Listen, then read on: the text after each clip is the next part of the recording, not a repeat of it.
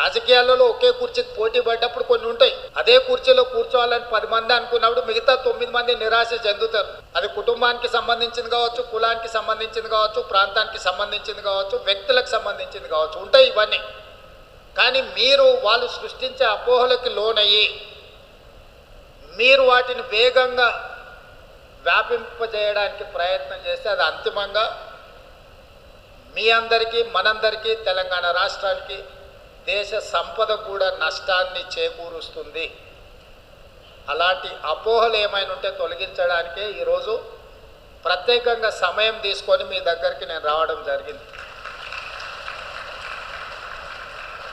ఇంకొక మాట కూడా చెప్పదలుచుకున్నా. ఇన్వెస్ట్మెంట్స్ కోసము రోడ్ షోలు